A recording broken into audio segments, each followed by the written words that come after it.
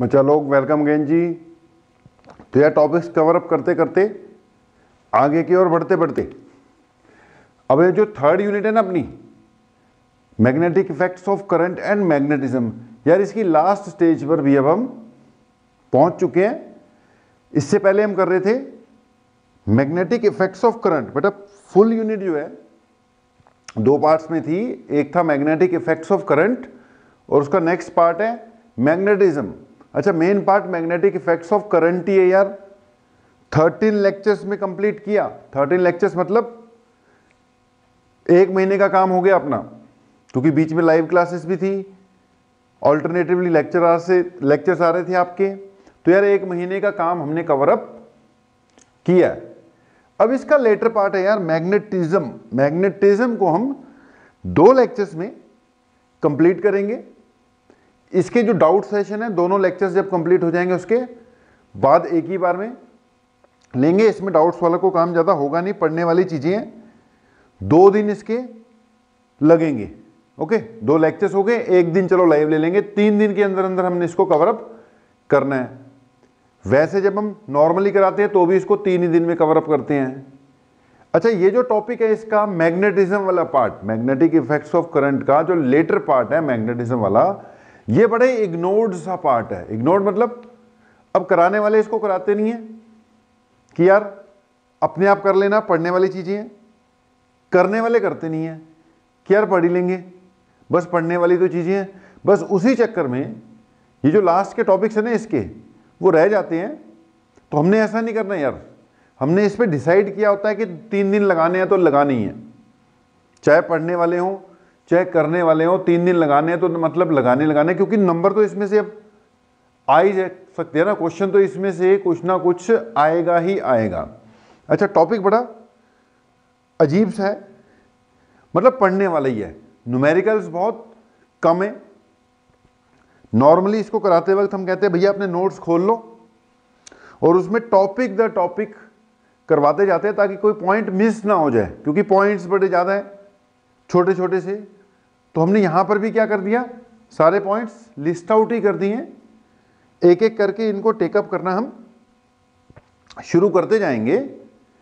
तो बेटा जो मैग्नेटिज्म वाला पार्ट है आपका, फिर से बोल रहा हूँ, फुल यूनिट है magnetic effects of current and magnetism. जो कंप्लीट यूनिट है अपनी, that is magnetic effects of current and magnetism. Magnetic effects of current हमने कर लिया। अब इसका अगला पार्ट है मैग्नेटिज्म। अब ये जो मैग्नेटिज्म है ना बेटा, इसमें बेसिकली 3 पॉइंट्स आएंगे। मैग्नेट्स, फिर अर्थ मैग्नेटिक फील्ड, और फिर magnetic materials and their properties. मतलब सबसे पहले पार्ट में तो मैग्नेट्स के बारे में डिस्कस करेंगे। फिर अर्थ का भी मैग्नेटिक फील्ड होता है कुछ, वो भी डिस्कस करेंगे। फिर कुछ मैग्नेटिक मटेरियल्स होते हैं जो मैग्नेटिक प्रॉपर्टीज शो करते हैं, उसको डिस्कस करना है। 2 दिन में कवर अप हो जाएगा। आज हम मैग्नेट्स और उन टॉपिक्स पे जा रहे हैं, अर्थ मैग्नेटिक फील्ड और मैग्नेटिक मटेरियल। ये लेटर पार्ट में अपना कवर अप हो जाएगा जी। ठीक है जी। अब पॉइंट ये है, ऑयस्टेड ने कह दिया कि करंट कैरिंग वायर के आसपास कुछ ना कुछ मैग्नेटिक फील्ड होता है। क्या कहता है ऑयस्टेड? कि करंट कैरिंग वायर के आसपास कुछ ना कुछ मैग्नेटिक फील्ड आ जाता है। अब यार उसने बोला कि करंट के कारण मैग्नेटिक फील्ड आ जाता है, दैट मीन्स मैग्नेटिक फील्ड की नॉलेज तो बंदों को पहले से थी ना। तो यार मैग्नेट्स एंड मैग्नेटिक फील्ड तो पता ही थे, तभी तो उसने करंट के कारण मैग्नेटिक फील्ड बता दिया कि होता है। मैग्नेटिक नीडल थी उसके पास, ये भी उसको पता था कि अर्थ का भी अपना कुछ ना कुछ मैग्नेटिक फील्ड होता है। तो मैग्नेट्स, मैग्नेटिक फील्ड, अर्थ का मैग्नेटिक फील्ड, मैग्नेटिक मटेरियल्स, ये पहले की बात है। और करंट कैरिंग वायर के कारण मैग्नेटिक फील्ड आ जाना, ये बाद की बात है। लेकिन हमने पढ़ लिया पहले मैग्नेटिक इफेक्ट ऑफ करंट। वो भाई इसलिए पढ़ लिया क्योंकि कंटिन्यूटी में करंट आ रहा था, करंट के इफेक्ट्स हो रहे होते हैं। इफेक्ट में एक क्या आ जाता है, मैग्नेटिक इफेक्ट ऑफ करंट आ जाता है। तो कोई बात नहीं, पहले पढ़ लिया बाद में पढ़ लिया। अगला टॉपिक अपना मैग्नेटिज्म है, हेडिंग डाल सकते हो। मैग्नेटिज्म में 3 पॉइंट्स में हम जाएंगे। फर्स्ट पार्ट यानी आज का पार्ट अपना क्या रहेगा, मैग्नेट्स एंड देयर प्रॉपर्टीज। पहले पार्ट में हम मैग्नेट्स एंड देयर प्रॉपर्टीज पे रहेंगे, ये वाला। ओके जी। नेक्स्ट पार्ट यानी नेक्स्ट लेक्चर जो आपका आएगा, क्योंकि इसमें खत्म नहीं हो पाएगा ना, इसी में टाइम लग जाएगा, वो होगा अर्थ मैग्नेटिक फील्ड। ये छोटा सा है, इसके साथ ही इंक्लूड कर देंगे मैग्नेटिक मटेरियल्स। इसमें भी सब कुछ पढ़ने वाले है, इसमें फिर एक आधी बात समझने वाली हो सकती है। मैग्नेटिक मटेरियल्स वाला जो पार्ट है लास्ट में, वो टोटली रीडिंग है, कुछ प्रॉपर्टीज है आपको याद करनी है। तो मैग्नेट्स को अगर हमने स्टार्ट किया तो छोटी मोटी बातें हैं, सब कुछ नोट्स में से पढ़ना है। इस पूरे चैप्टर में जो मेन पॉइंट ये है कि यार रीड फ्रॉम योर नोट्स, ये लगा लो, बात सही है ये टॉपिक करने वाले ही है। मैं बोल रहा हूं 90% टीचर ये बोल के इस टॉपिक को छोड़वा छोड़ देते हैं, यार कर लेना, अपने आप कर लेना, कुछ नहीं है, पढ़ने वाली चीजें हैं। अब मैं भी तुम्हें यही बोलूंगा, कर लेना, लेकिन छोड़ूंगा नहीं। जितना टाइम इसका ड्यू बनता है उतना तो मैं फिर लगाऊंगा इस पे। तो हमने 3 दिन डिसाइड कर दिया है, लेकिन फिर भी बेटा इसमें लाइन टू लाइन आपको नोट्स में से पढ़ना है, या बुक में से पढ़ना है। आपके पास नोट्स है तो नोट्स में से इसको लाइन टू लाइन पढ़ना है, तब ये चीजें बनेंगी, तब इनमें से क्वेश्चन अटेम्प्ट होगा आपका। तो सबसे पहली बात, अगर मैग्नेट्स की बात करें, यार मैंने बोला मैग्नेट तो पता ही थे लोगों को, तो एक बात आ गई नेचुरल मैग्नेट्स। यार नेचुरली ऑकरे कुछ नहीं है, इनमें से क्वेश्चन नहीं आना ज़्यादा, जहाँ पे क्वेश्चन आएगा वहाँ हाईलाइट कर दूंगा, पर फिर भी एक लिस्ट मैंने बना दी है, सबको डिस्कस करते चले जाऊंगा कि natural magnets, artificial magnets. Nature में कुछ ऐसे मटेरियल पाए जाते हैं विच हैज डायरेक्शनल प्रॉपर्टीज, जो कि मैग्नेट्स की तरह बिहेव करते हैं, उनको नेचुरल मैग्नेट्स कहते हैं। नेचर में कई तरह के ऐसे मटेरियल पाए जाते हैं बेटा, उनकी डायरेक्शनल प्रॉपर्टीज होती हैं। डायरेक्शनल प्रॉपर्टीज मतलब कि अगर उनको किसी चीज के साथ टाई करके हैंग कर दिया जाए ना, तो एक पर्टिकुलर डायरेक्शन में क्या कर जाते हैं, अलाइन कर जाते हैं, they align in a particular direction. वो नेचुरल मैग्नेट हो गए जो नेचर में मिलते हैं। अब पॉइंट यह है कि जो नेचुरल मैग्नेट्स हैं उनकी जो शेप्स हैं वो बड़ी इर्रेगुलर सी होती है, शेप इर्रेगुलर है। मैग्नेटिक फील्ड उनका ज़्यादा स्ट्रांग नहीं होता, वीक सा मैग्नेटिक फील्ड होता है। कईयों का स्ट्रांग भी हो सकता है, लेकिन ज़्यादातर जो मिलते हैं वो प्योर फॉर्म में नहीं होते हैं, कुछ मैग्नेटिक प्रॉपर्टीज मटेरियल शो कर देते हैं। तो मतलब नेचुरल मैग्नेट्स का कोई ज़्यादा फायदा होता नहीं है। अगर हमने मैग्नेटिक फील्ड क्रिएट वगैरह करवाने हैं या उनका यूज़ वगैरह करना है, तो इनकी shape irregular, weak magnetic fields.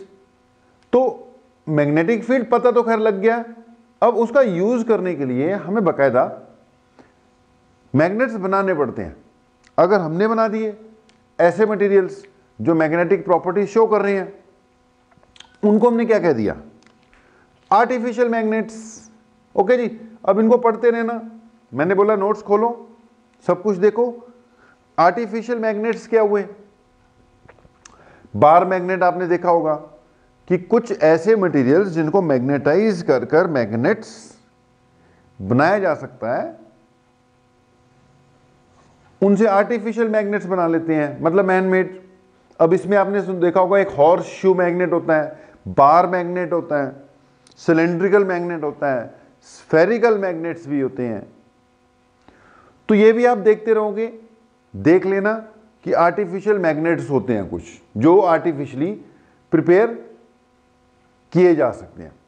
फिर बेटा मैग्नेट्स की प्रॉपर्टीज आपके नोट्स में दी होंगी, एक बार रीडिंग जरूर मारना कि मैग्नेट्स हैव डायरेक्शनल प्रॉपर्टीज, मतलब ये एक पर्टिकुलर डायरेक्शन में अलाइन करते हैं।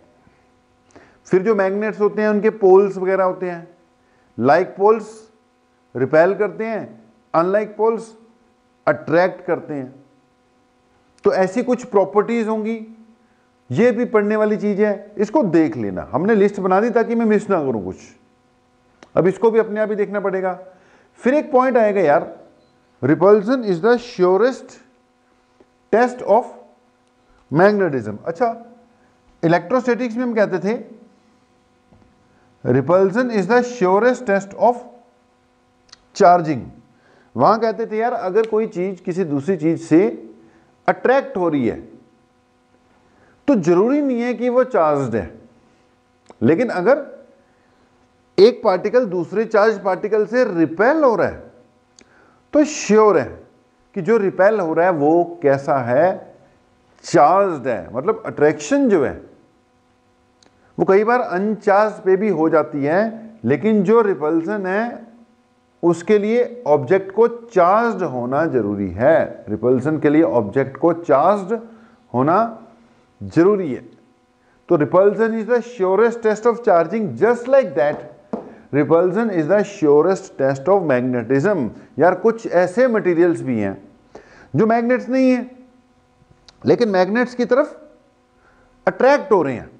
अब अट्रैक्ट हो रहे हैं तो जरूरी नहीं है कि वो खुद भी मैग्नेटाइज्ड हैं, बट अगर वो यार रिपेल हो रहे हैं, रिपेल, तो श्योर है कि वो मटेरियल खुद भी क्या है, मैग्नेटाइज्ड है। तो कहते हैं repulsion is the surest test of magnetism या मैग्नेटाइजेशन। ओके, अब इन सब चीजों को अपने आप उम्मीद है आप लोग देखते रहोगे। अब यहां पर इस पूरी कहानी में हम रुकते कहां पर है, आर्टिफिशियल मैग्नेट्स पर। आर्टिफिशियल मैग्नेट पे रुकना है, थोड़ा सा देखना है। अब उन आर्टिफिशियल मैग्नेट्स में जो सबसे मेन टाइप का मैग्नेट है जिसको डिस्कस किया जा सकता है या जिसको डिस्कस करना चाहिए, that is the bar magnet. Bar magnet, जो अपना बार मैग्नेट है ना, वे बचपन से पढ़ते आते हो, जब भी पढ़ोगे सबसे पहले क्या पढ़ते हो, बार मैग्नेट। बार मैग्नेट जो है उसकी प्रॉपर्टीज, उसका मैग्नेटिक फील्ड, मतलब इसका आपको आइडिया होना चाहिए। बार मैग्नेट का आपको आइडिया होना चाहिए जी। तो अगली बात आ गई, concept of bar magnets. Okay जी, तो बार मैग्नेट हमें पता ही है, छोटी क्लासेस में भी पढ़ा है। तो बात कहां से शुरू करते हैं, बार मैग्नेट से ही शुरू करते हैं यार। उसके बाद कुछ और प्रॉपर्टीज हैं वो भी आपकी क्या करवा देंगे, थोड़ी सी डिस्कस करा देंगे। भैया रीड फ्रॉम योर नोट्स हमने मिटा दिया, लेकिन वो बस याद रखना कि आपको पूरा का पूरा कहां से रीड आउट करना है बेटा, नोट से रीड आउट करना है। मैं तो बस आपकी हेल्प के लिए एक बार बोल रहा हूं। क्या जा रहा है मेरा, 2 लेक्चर बनेंगे, बना दूंगा।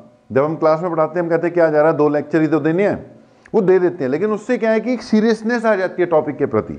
अगर मैं ये कह दूंगा अपने आप कर लेना तो सीरियसनेस नहीं आएगी आप में। और ये सीरियस वाले टॉपिक हैं, क्वेश्चन तो आने हैं कॉम्पिटिटिव एग्जाम में से। इनके जो कंसेप्ट है ना छोटे मोटे, कॉम्पिटिटिव एग्जाम में, जेईई में, नीट में, इनमें से निकल कर कुछ ना कुछ क्वेश्चन आ जाता है यार। तो करना है, इसको ढंग से करना है। हम बात कर रहे थे किसकी, बार मैग्नेट की यार। तो बार मैग्नेट हमें पता है, कोई ऐसी नई बात तो है नहीं। ये बार की शेप का होता है, ये बार मैग्नेट हो गया।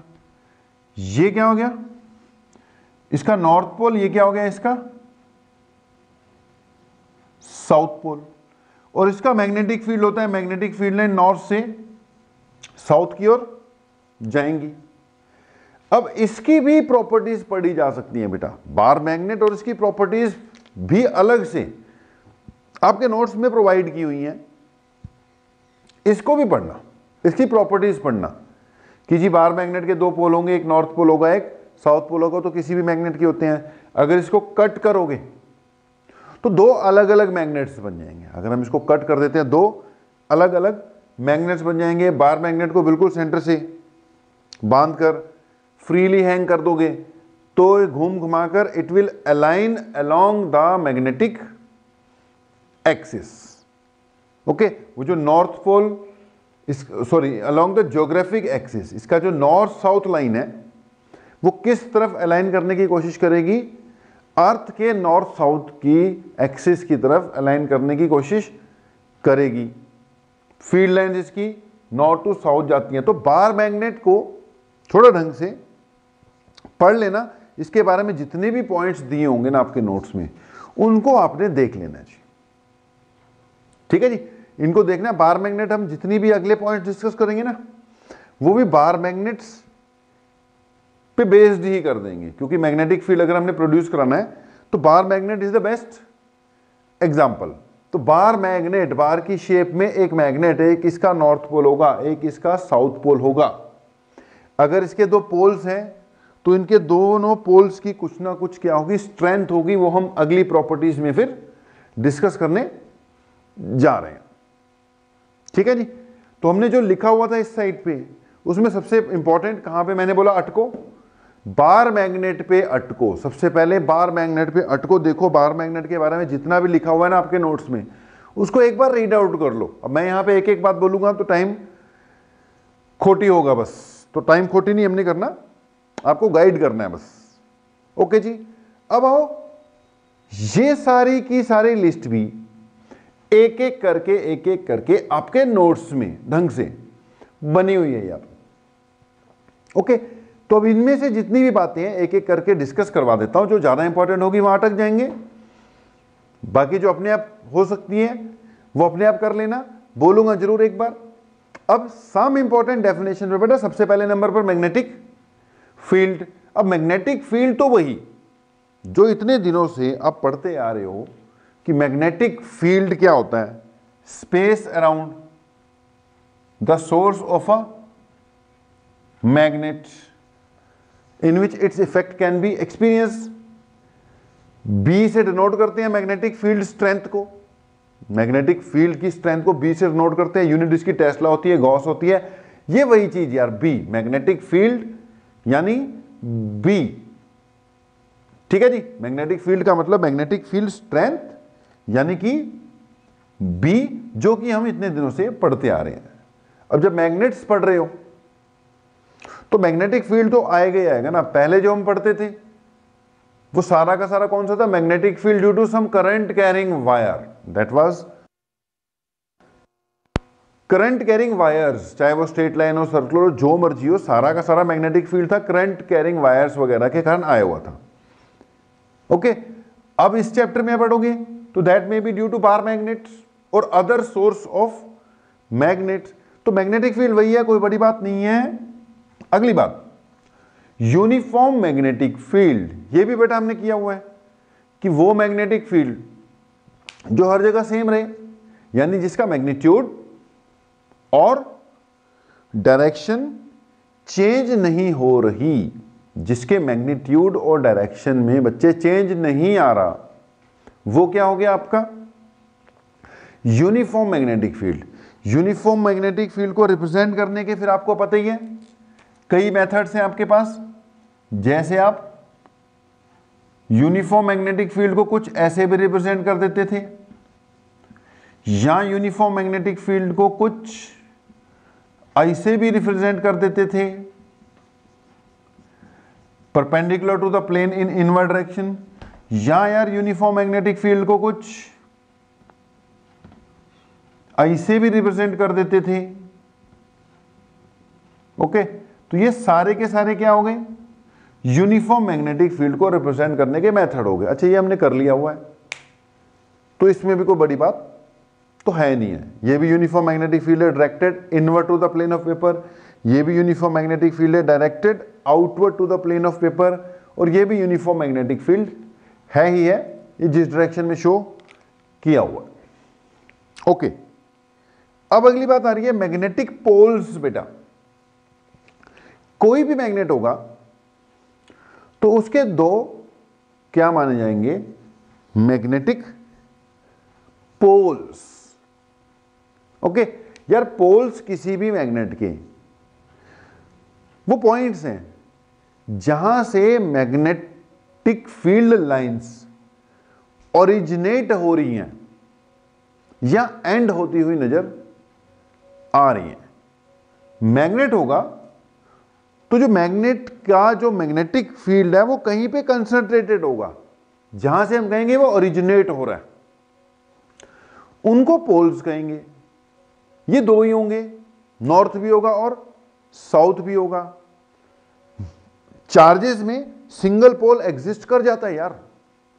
चार्जेस के केस में ना पॉजिटिव चार्ज कहीं पे है तो हो सकता है कल्ला पॉजिटिव चार्ज, कहीं पे नेगेटिव चार्ज है तो अकेला नेगेटिव भी हो सकता है। लेकिन मैग्नेट्स के केस में नॉर्थ होगा तो साउथ भी होगा, साउथ होगा तो नॉर्थ भी होगा, यानी नॉर्थ और साउथ दोनों इकट्ठे एग्जिस्ट करते हैं। पोल की बात तो चलो होगी कि जहां से मैग्नेट का जो इफेक्ट है ना ओरिजिनेट हो रहा है वो पोल हो गया।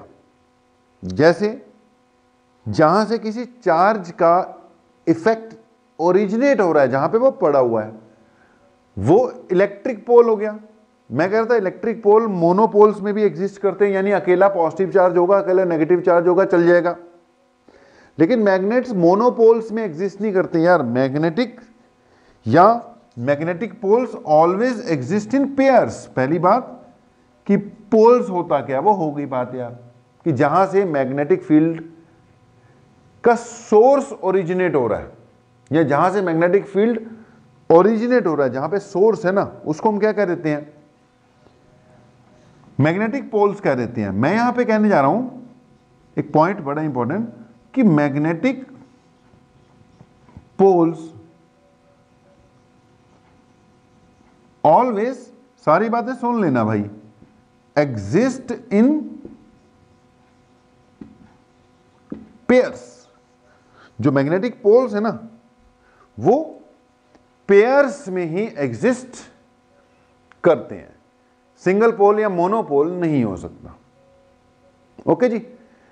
अब एक और पॉइंट आता है, मैग्नेटिक पोल्स की बात होगी, चलो मैग्नेटिक एक्सिस, यार जो पोल्स हैं इसके, उन दोनों को ज्वाइन करते हुए जो लाइन निकल कर आएगी that is called magnetic axis. अगर दो पोल्स हैं उनको ज्वाइन करते हुए अगर कोई लाइन निकल कर जाती है तो it will be termed as magnetic axis. मान लो ये इसका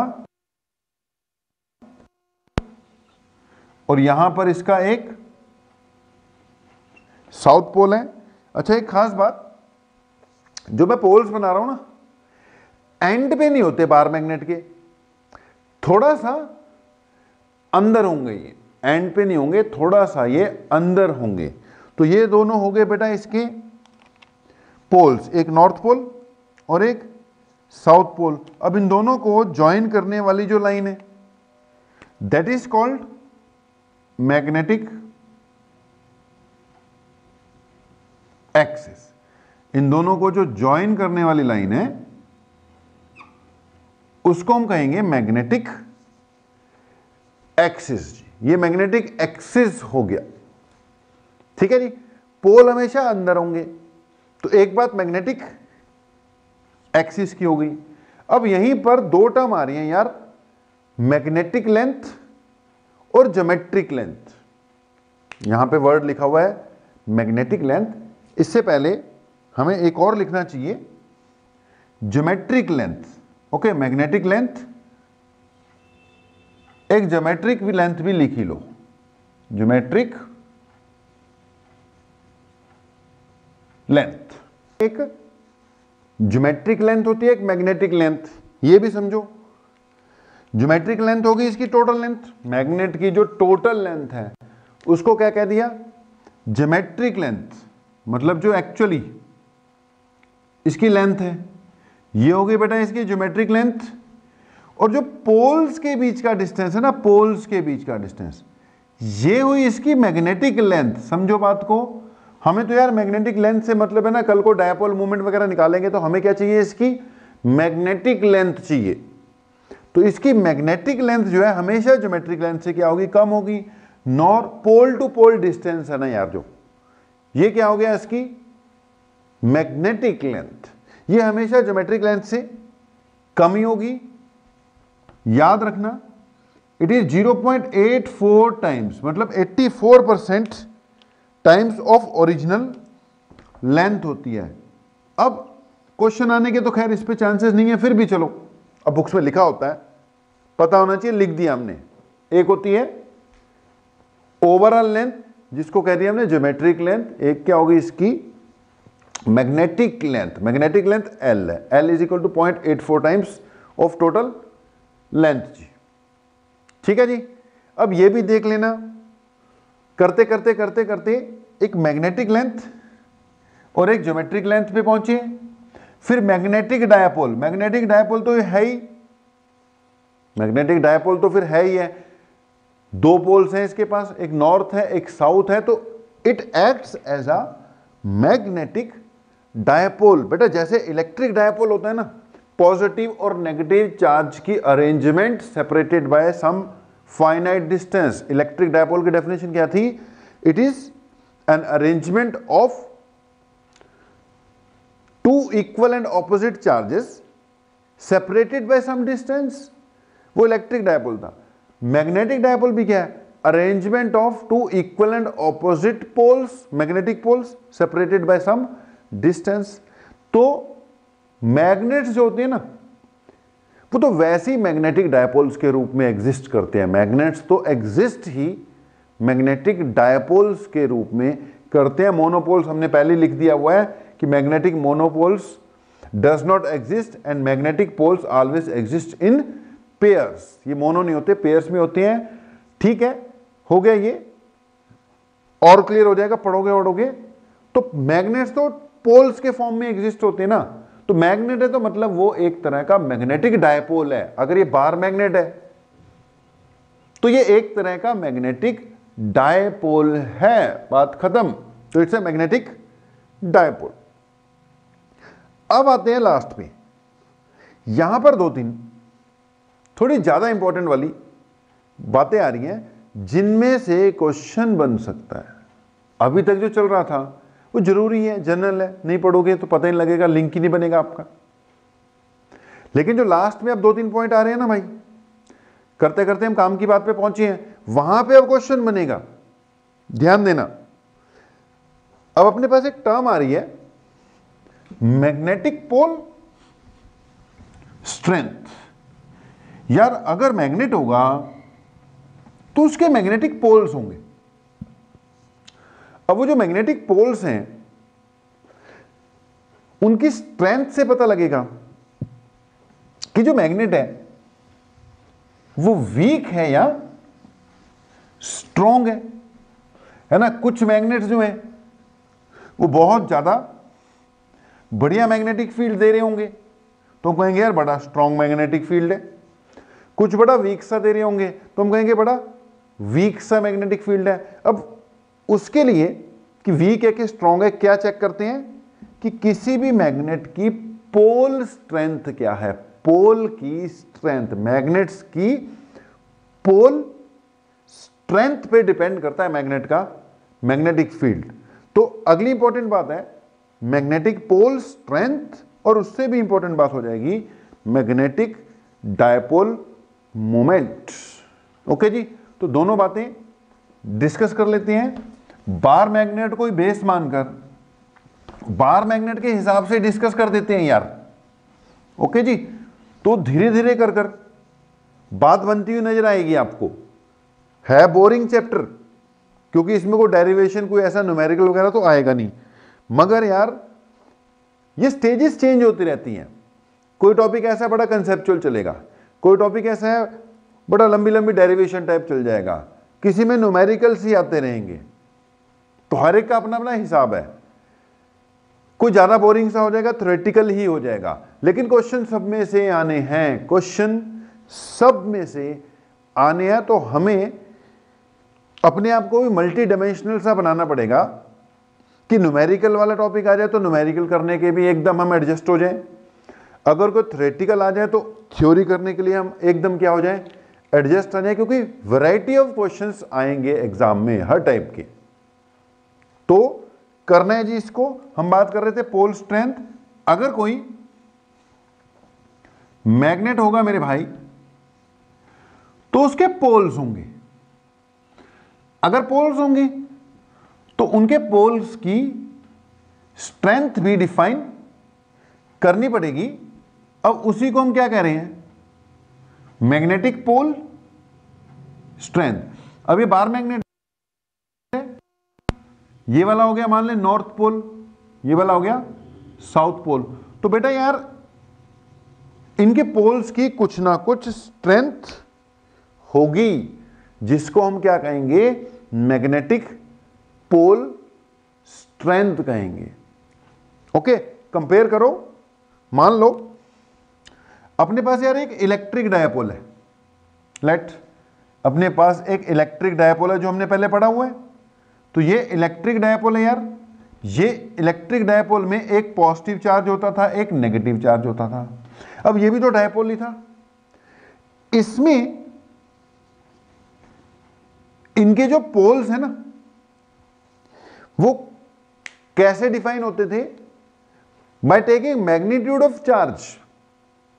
अब ये पोल्स स्ट्रॉन्ग है कि वीक है, किस पे डिपेंड करता था, मैग्नीट्यूड ऑफ चार्ज पे डिपेंड करता था। चार्ज का मैग्नीट्यूड ज्यादा है तो इनके पोल्स की स्ट्रेंथ भी ज्यादा है, कम है तो पोल्स की स्ट्रेंथ भी कम है। अगर ये बड़े बड़े चार्जेस हैं, बड़े बड़े मतलब मैग्नीट्यूड में ज्यादा, तो ये बड़ा स्ट्रॉन्ग डायपोल बनेगा। अगर ये हल्के से हैं, वीक से चार्जेस, तो बड़ा वीक डायपोल बनेगा। वही बात यहां पर है। अब यहां पर तो चार्ज अवेलेबल था तुम्हारे पास, अब इसकी स्ट्रेंथ को चेक करने के लिए हमारे पास कौन सी क्वांटिटी है मेरे भाई, that is magnetic pole strength. Magnetic pole strength, छोटे m से इसको डिनोट करेंगे।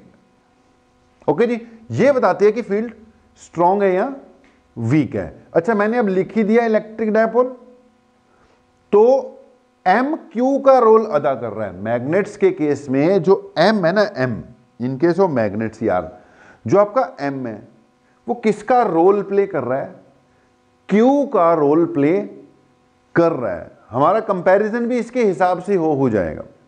ओके जी, अब पोल स्ट्रेंथ होगी। पोल स्ट्रेंथ में कई बातें, इसकी यूनिट होती है एम्पियर मीटर, अभी बताएंगे कैसे आई, याद रखनी है। मैंने बोला 1 2 3, मिटाया नहीं अभी मैंने।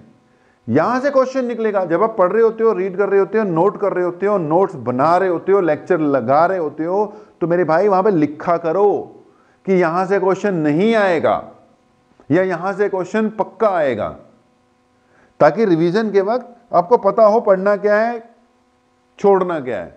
अब जब ये टॉपिक पढ़ रहे होगे, इसकी रिवीजन कर रहे होगे, तो शुरू की जो प्रॉपर्टीज है, बार क्या होता है, बार मैग्नेट क्या होता है, आर्टिफिशियल मैग्नेट, नेचुरल मैग्नेट, अब ये थोड़ी पढ़ोगे बार बार, ये सब नहीं पढ़ोगे।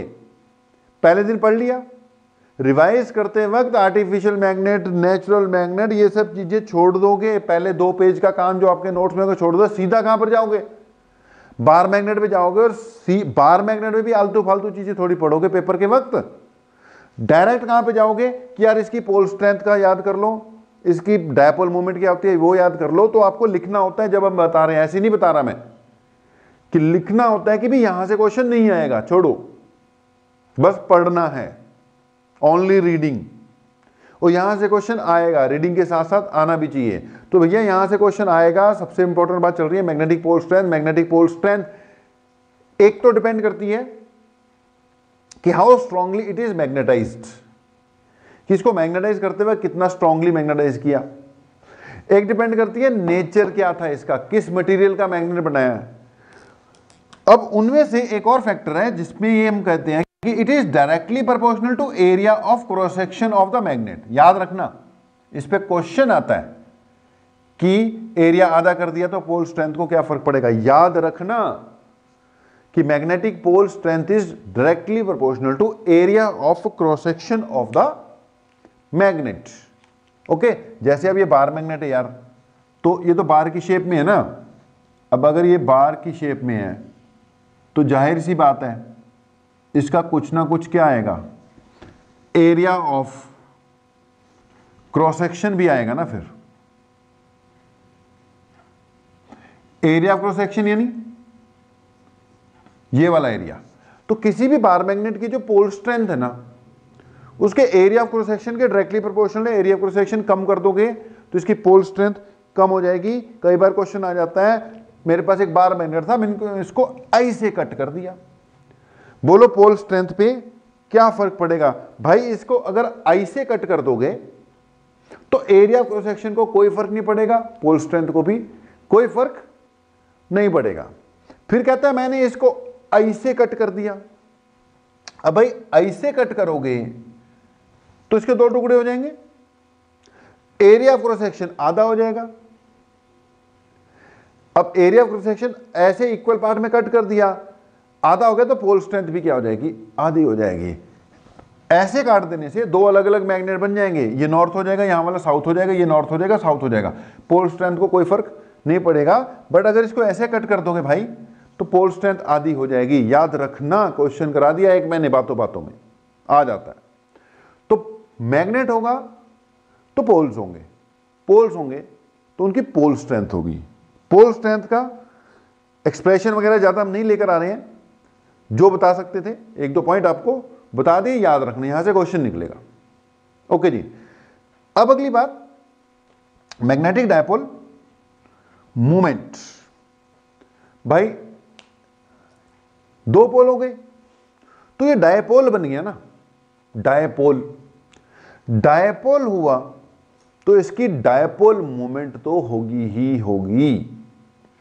आपने पहले पढ़ा कभी कि current carrying loop behaves like a magnetic dipole, है ना।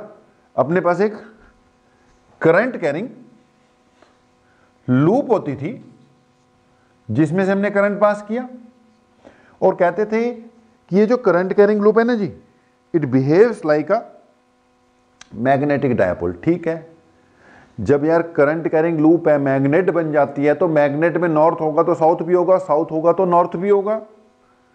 अकेला एक ही पोल तो एग्जिस्ट हो नहीं पाएगा। तो करंट कैरिंग लूप हो, सोलेनॉइड हो, जो मर्जी हो, मैग्नेट बन गया ना।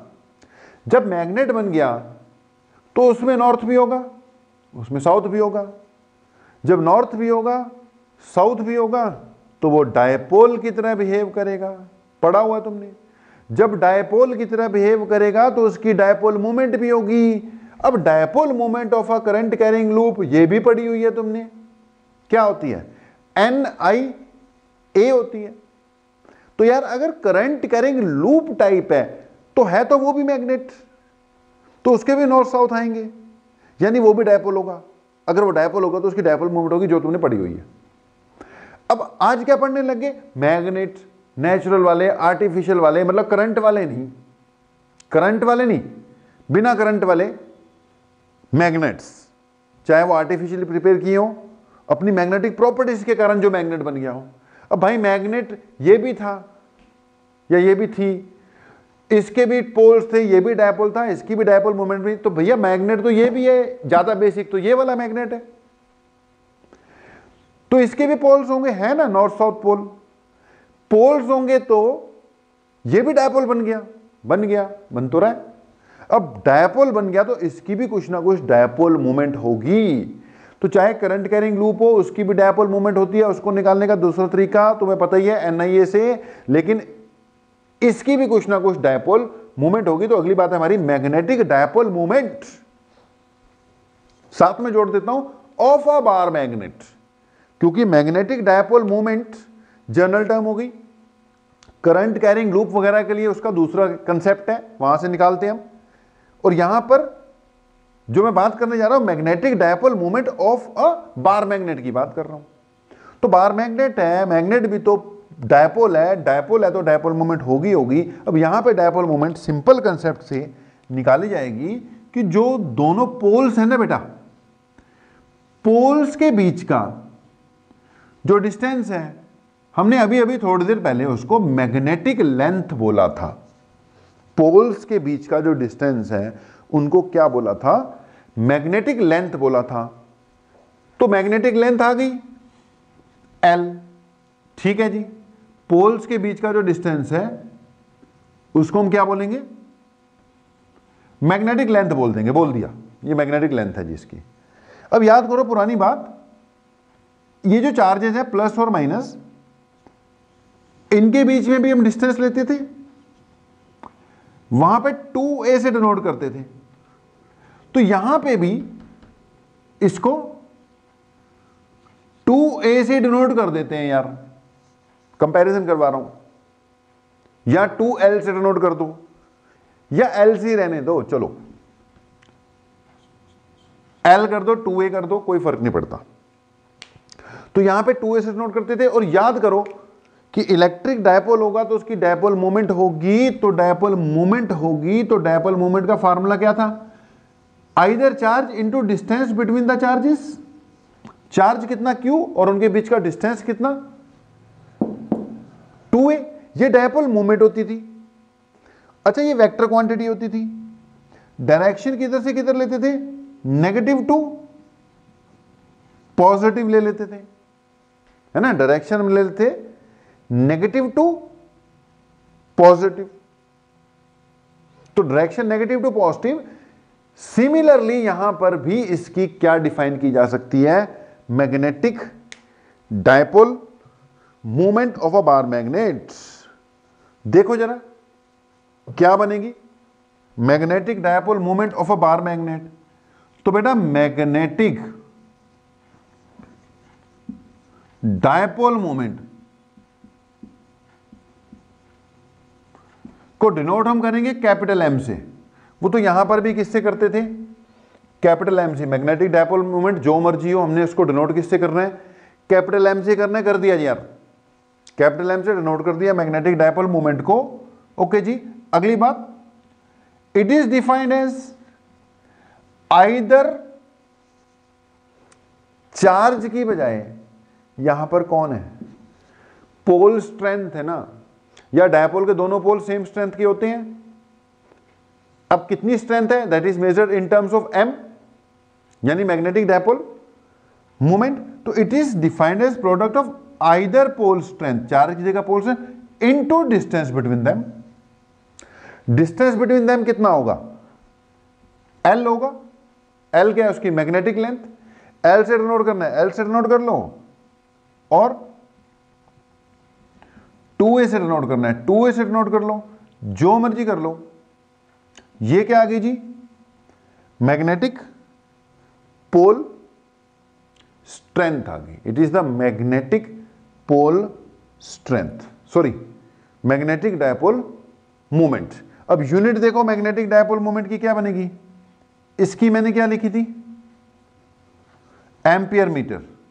और डिस्टेंस की क्या बनेगी? मीटर।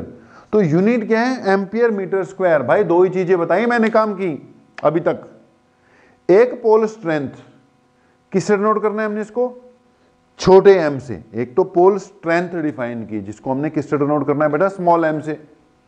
यूनिट इसकी एम्पियर मीटर। और एक magnetic dipole moment of a bar magnet, जिसको किससे डिनोट करना है? कैपिटल M से। और यूनिट इसकी क्या बन जाएगी? Ampere metre square. याद रखना भाई ये दोनों चीजें। ओके जी। अब यहां पर देखो दो क्वेश्चन बड़े कॉमन आते हैं, क्वेश्चन नहीं करवा रहा हूं साथ के साथ। वो कहता है कि अगर मैंने इसको ऐसे कट किया, बड़ा कॉमन क्वेश्चन है, तो बताओ पोल स्ट्रेंथ पे क्या फर्क पड़ेगा और डायपोल मोमेंट पर क्या फर्क पड़ेगा?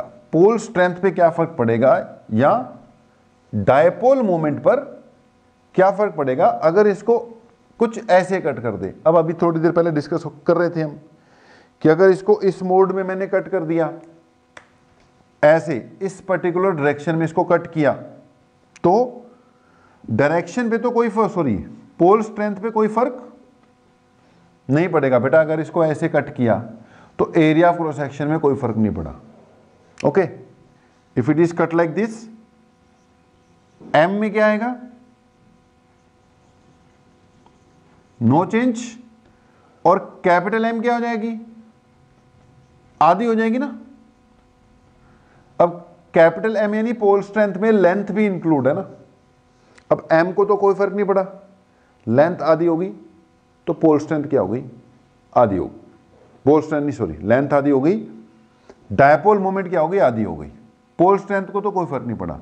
अब दूसरा केस कहता है अगर इसको ऐसे, एम को क्या फर्क पड़ेगा और कैपिटल एम को क्या फर्क पड़ेगा? अब इसमें सोच लो, मैंने बोला था अगर आपने ऐसे कर दिया तो एरिया क्रॉस सेक्शन आधा हो जाएगा, एरिया क्रॉस सेक्शन आधा हुआ तो एम क्या हो जाएगी, आधी हो जाएगी। अब आते हैं कैपिटल एम पे। कैपिटल एम में देखो दोनों चीजें हैं, लेंथ भी है और एम भी है। अगर बेटा आपने ऐसे भी कटिंग कर दी, इस बार लेंथ को कोई फर्क नहीं पड़ा, लेकिन पोल स्ट्रेंथ हाफ हो गई ना। अब पोल स्ट्रेंथ हाफ हो गई तो जो कैपिटल एम है वो भी क्या होगा, हाफ्ड हो गई होगा।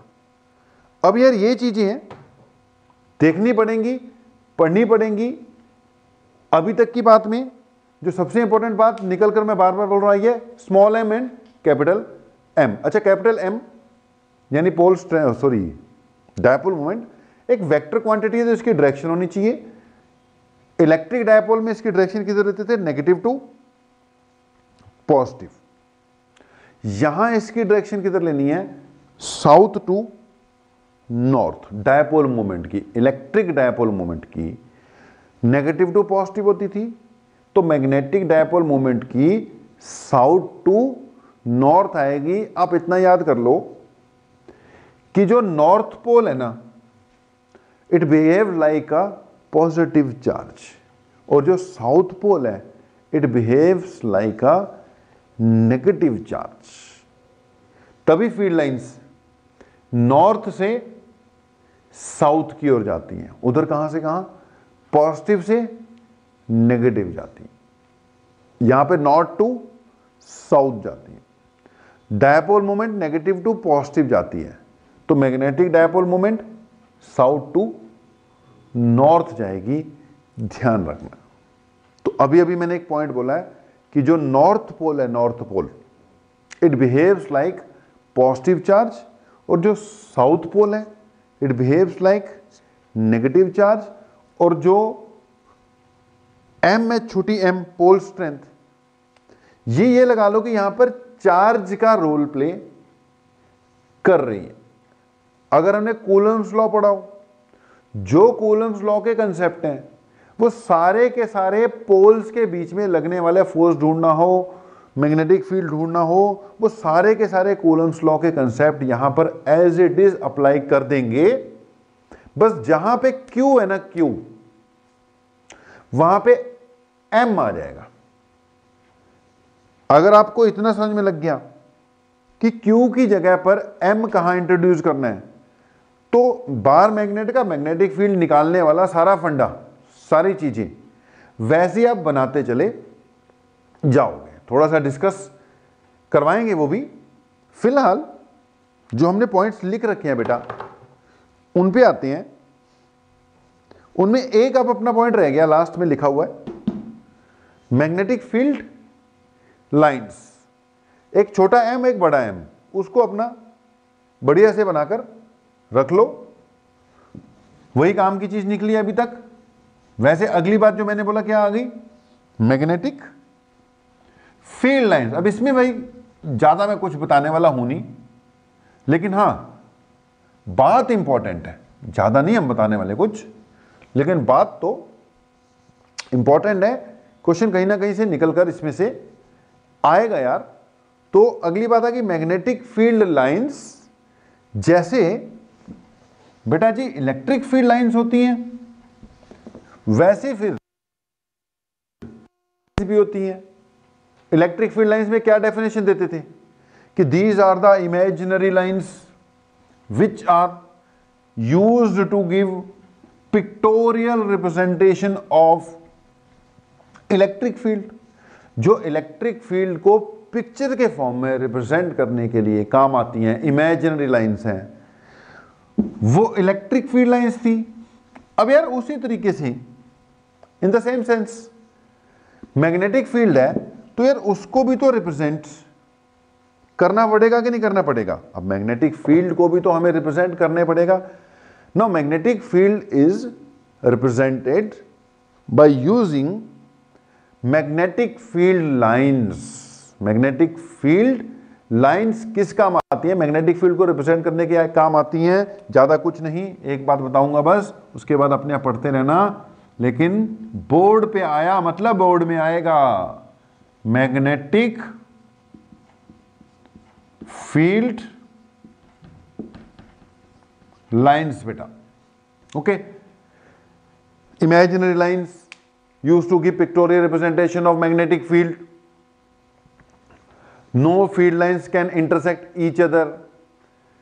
Stronger the, closer the field lines, stronger will be the field. Farther the field lines, weaker will be. वही प्रॉपर्टी है, अपने पढ़ते पढ़ते रहना, ओके।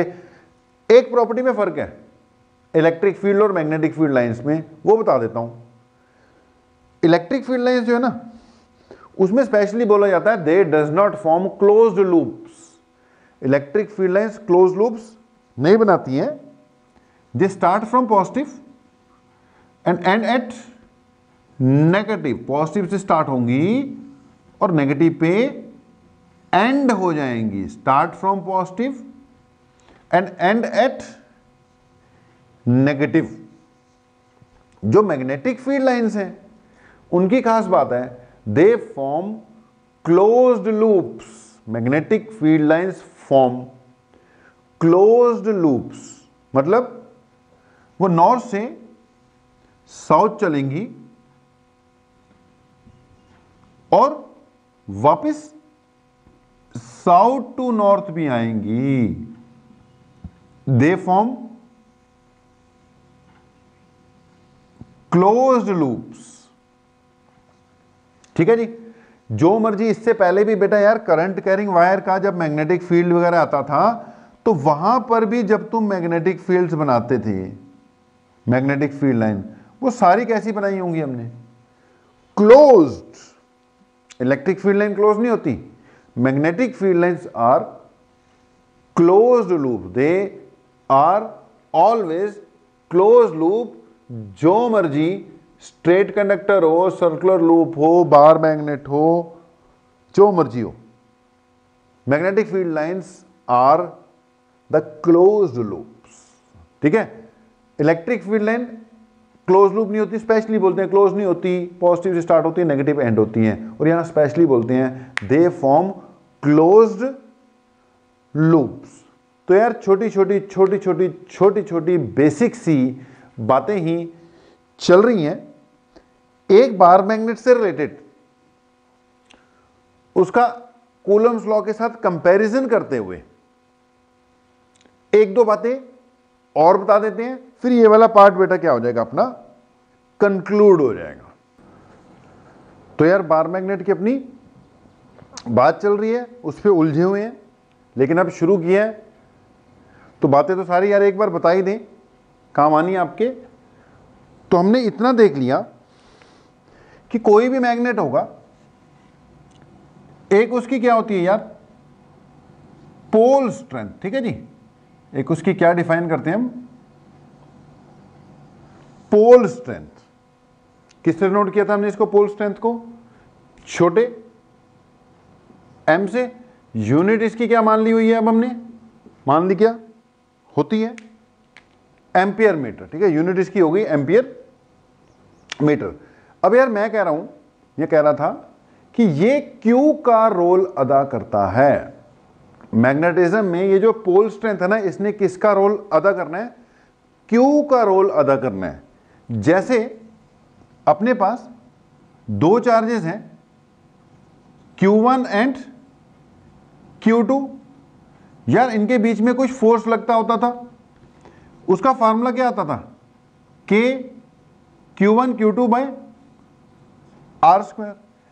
यार जस्ट लाइक दैट, अगर अपने पास दो पोल्स हैं, अगर तो सेम मैग्नेट के पोल्स हैं तो दोनों की पोल स्ट्रेंथ सेम होगी mm, क्योंकि वो पोल स्ट्रेंथ सेम होती है। अगर बेटा वैसे ही कोई अलग अलग हो सकते हैं ना, दो अलग अलग मैग्नेट के पोल से एक दूसरे को अट्रैक्ट कर रहे हो, तो एक की पोल स्ट्रेंथ m1 है, दूसरे की पोल स्ट्रेंथ m2 है, दोनों के बीच में डिस्टेंस r है। तो भाई दोनों के बीच में कोई फोर्स ऑफ अट्रैक्शन होगा सिमिलैरिटी लगाकर।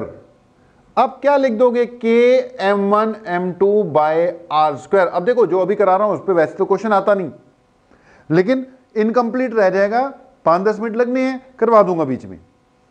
तो K m1 m2 bye R square हो सकता है। m1 m2 इनकी पोल स्ट्रेंथ है, r उनके बीच का डिस्टेंस है। जैसे किसी एक चार्ज पार्टिकल का r डिस्टेंस पे यार इलेक्ट्रिक फील्ड हम कहते थे k q by R square. Just like that अगर मेरे पास एक पोल है, मैंने बोला वैसे ये दो पोल्स इकट्ठे ही आते हैं, मोनोपोल एग्जिस्ट ही नहीं कर सकते, लेकिन मान लो मैं उसके किसी एक पार्ट को कंसीडर कर रहा हूं या है मान लो, तो अगर इसकी पोल स्ट्रेंथ बेटा m है और इससे r डिस्टेंस पर आप क्या फाइंड करना चाहते हो, electric field sorry magnetic field find करना चाहते हो, जैसे चार्ज का इलेक्ट्रिक फील्ड होता है, तो सिंपली फार्मूला कंपैरिजन से बना दोगे कि m बाय आर स्क्वायर आ जाएगा। m पोल स्ट्रेंथ, अच्छा k की वैल्यू अलग अलग होगी मेरे भाई, यहां पर k की वैल्यू 9 इंटू 10⁻⁹ चलती है, और आपको पता है मैग्नेटिज्म वाले कंसेप्ट में k की वैल्यू 10⁻⁷ चलती है। ओके, तो k की वैल्यू 10⁻⁷ यूज होगी यहां पर, वो उधर वाला k था, ये यहां वाला k है। तो यार कंपैरिजन है, सिर्फ क्या है, कंपैरिजन है। जैसे जब आप इलेक्ट्रिक डायपोल पढ़ते थे यार, तो इलेक्ट्रिक डायपोल के केस में, इन केस ऑफ इलेक्ट्रिक डायपोल, आप उसकी ना एक्सियल लाइन पर और इक्वेटोरियल लाइन पर क्या कैलकुलेट किया करते थे, मैग्नेटिक फील्ड, है ना, magnetic field due to an electric dipole at any point on its axial line, at any point on its equatorial line। तो यार वही चीज यहां पर की जा सकती है। अगर पुराने रिजल्ट याद करो तो ये इलेक्ट्रिक डायपोल है, -q + q, ठीक है जी, ये इसका कोई एक्सियल पॉइंट है, दोनों के बीच में डिस्टेंस 2a रखते थे। ओके, ऐसे ही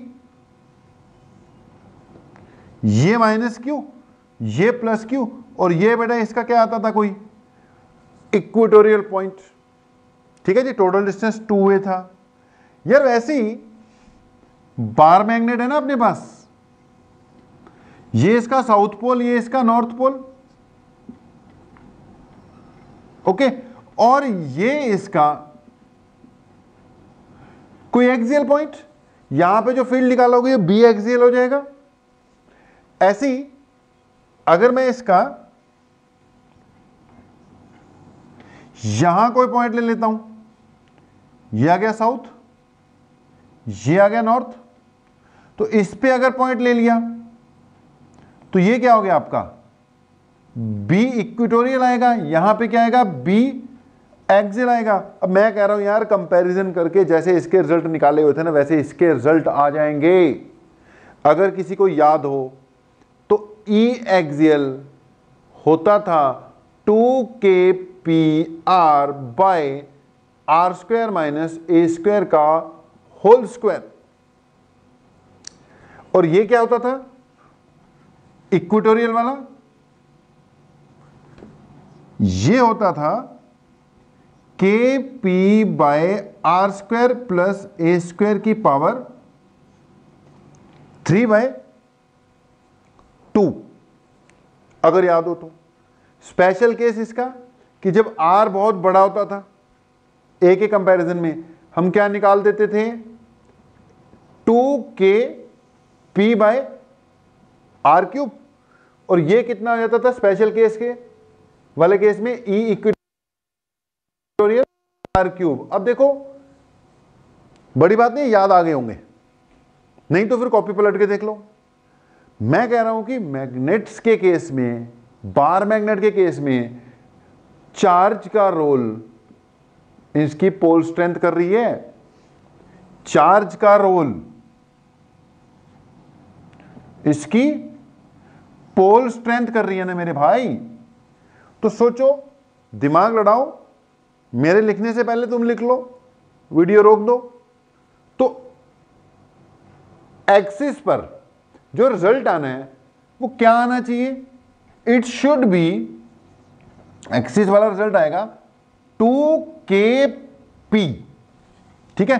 ये जो डिस्टेंस है इसको यहां पर मैं भी इस केस में भी 2a ही मान लेता हूं, तो k की जगह तो यहां वाला k हो जाएगा 10⁻⁻7 वाला, तो ये था 2kp। अब p का रोल, इलेक्ट्रिक डायपोल मोमेंट का रोल, यहां पे मैग्नेटिक डायपोल मोमेंट जो कि m इंटू 2a होगी, m पोल स्ट्रेंथ होगी यहां पर। तो बेटा p का रोल किसने प्ले करना है, कैपिटल M ने प्ले करना है, तो ये हो जाएगा 2km। यहां से यहां तक का डिस्टेंस r ही मानोगे तो r आ जाएगा, नीचे क्या आ जाएगा r² माइनस a² का होल स्क्वायर। स्पेशल केस लगाओगे एक्सिस वाले पे तो इट विल बी 2km/r³। अगर बातों को समझ सकते हो तो समझो। अच्छा, फिर वही बात जो इस वक्त बेटा बोर्ड पे चल रहा है, इस वक्त वो आपकी नॉलेज के लिए, कॉम्पिटिटिव एग्जाम्स के लिए दे रहे हैं, इनमें से एग्जाम में क्वेश्चन आने के चांसेस कम है, इनमें से नहीं आता, एग्जाम में क्वेश्चन आने की चांसेस कम है। लेकिन बार मैग्नेट का कंसेप्ट चलो इनकम्प्लीट नहीं रहेगा, कंप्लीट रहेगा, क्योंकि यार अब जो हम लेक्चर, ये तो लेक्चर रेडी कर रहे हैं ना, वैसे तो मैं आपको बोल दूं छोड़ो नहीं करना, अब हम लेक्चर रेडी कर रहे हैं। जब लेक्चर रेडी कर रहे हैं तो इसमें फिर अगर ये छोड़ दूंगा तो लेक्चर आपका कोई भी देखेगा जब वो इनकम्प्लीट सा लगेगा, तो उसको कंप्लीट कर देते हैं। वैसे एग्जाम में इस पे बेस ज्यादा क्वेश्चन नहीं आएगा, एग्जाम में वो स्मॉल m कैपिटल M ऐसे काटा यूनिट, वो क्वेश्चन आएगा। इस पे ज्यादा टाइम खराब करने की जरूरत नहीं है जब आप रिवाइज कर रहे होगे। हाँ, पता होना चाहिए कॉम्पिटिटिव एग्जाम वगैरह में कोई ना कोई क्वेश्चन इसमें से आ जाएगा यार। तो बी एक्सियल हो गई, ऐसे बी इक्वेटोरियल कंपेयर करके लिख लो, क्या आएगा, बी इक्वेटोरियल विल बी के, पी की जगह एम आ जाएगा, यहां पर r² प्लस a² की पावर 3/2, बाकी स्पेशल केस km/r³ हो जाएगा। तो कोई बड़ी बात नहीं है। अब इतनी डिस्कशन से हमें यह पता लग गया कि सारा का सारा कंसेप्ट बिल्कुल कंपैरिजन के साथ हो जाएगा। छोटा m Q का रोल अदा करता है, उसके हिसाब से ही सब कुछ चल जाएगा। अब जो नेक्स्ट लेक्चर में कराएंगे, नहीं तो लेक्चर बहुत लंबा हो जाएगा, अगली क्लास में आपको कराते हैं। अभी ये खत्म नहीं हुआ, एक पॉइंट रह गया अभी, इसके एक कंसेप्ट तो बार मैग्नेट का रह गया, उसके अलावा भी कुछ कंसेप्ट रह गए, उसके बाद हम शायद अर्थ मैग्नेटिक फील्ड पे पहुंच पाएंगे। तो इसमें एक पॉइंट रह गया, वो और भी इंपॉर्टेंट है। मैं बताता हूं ना कि कौन सा एग्जाम में आएगा, कौन सा एग्जाम में नहीं आएगा। मैंने बोला इससे पहले जो मैं बार मैग्नेट का डिस्कस कर रहा था, जिसमें डायपोल मूवमेंट आई थी, पोल स्ट्रेंथ आई थी, कंसेप्ट आया था, वो आएगा, उसमें से क्वेश्चन निकलेगा। जो अभी बता रहा हूं उसमें से क्वेश्चन एग्जाम में नहीं आएगा, बोर्ड एग्जाम में, कॉम्पिटिटिव में आ सकता है। अब जो अगला टॉपिक नेक्स्ट लेक्चर में आ रहा है बेटा, उसमें है कि जैसे हम इलेक्ट्रिक डायपोल को याद करो एक्सटर्नल इलेक्ट्रिक फील्ड में रखते थे तो उस पर टॉर्क लगती थी, PE sin theta, stable equilibrium, unstable equilibrium के कंसेप्ट आते थे। फिर उसी को एक्सटर्नल मैग्नेटिक फील्ड में रख के इलेक्ट्रिक डायपोल को रोटेट करते थे, तो उसको रोटेट करने में वर्क डन आता था यार, -PE cos θ2 माइनस cos θ1 वाला फार्मूला। पोटेंशियल एनर्जी आती थी। सिमिलरली हमारा जो बार मैग्नेट है वो डायपोल तो है ही है, अगर ये डायपोल है तो इसका मैग्नेटिक फील्ड भी आ रहा है एक्सियल लाइन पर, इक्वेटोरियल लाइन पे भी फाइंड कर रहे हो। तो अब अगली बात है यार, बार मैग्नेट जो कि एक मैग्नेटिक डायपोल है, उसको अगर एक्सटर्नल मैग्नेटिक फील्ड में रख देते हो तो उस पर भी टॉर्क लगेगी, उसको रोटेट करोगे तो उसको भी रोटेट करने में वर्क डन करना पड़ेगा। तो ये हम नेक्स्ट लेक्चर में लेकर आएंगे बेटा, तब तक इसको कंप्लीट करके आप रखोगे। लेकिन वो वेरी वेरी इंपॉर्टेंट होगा, उसमें से एग्जाम में क्वेश्चन आएंगे। जो नेक्स्ट लेक्चर होगा उसमें जो भी आएगा, बस ये लगा लो, उसमें से एग्जाम में डायरेक्ट क्वेश्चंस आएंगे। We will cover up earth magnetic field, उसमें अर्थ मैग्नेटिक फील्ड को भी कवर अप करने की कोशिश करेंगे हम। तो एग्जाम में बेटा क्वेश्चंस आएंगे, तो इस लेक्चर को बेसिक मानो, इसमें से जहां जहां बोला वहां वहां से चीजें पिक करो। कंसेप्ट क्लैरिटी के लिए सब चाहिए, लेकिन एग्जाम्स में नंबर के लिए जहां जहां मैंने बोला यहां से आएगा, यहां से आएगा, ये चीज याद रखना। उनको अपने नोट्स में मार्क करो। जो नेक्स्ट लेक्चर होगा उसमें कोई टेंशन नहीं, उसमें जितनी भी चीजें कराऊंगा वो सारी की सारी एग्जामिनेशन पॉइंट ऑफ व्यू से इंपॉर्टेंट होंगी, खत्म कर दूंगा नेक्स्ट लेक्चर में। ओके, लास्ट वाला मैग्नेटिक मटेरियल्स वाला जो है ये फिर एक दूसरे तरीके से करा दूंगा।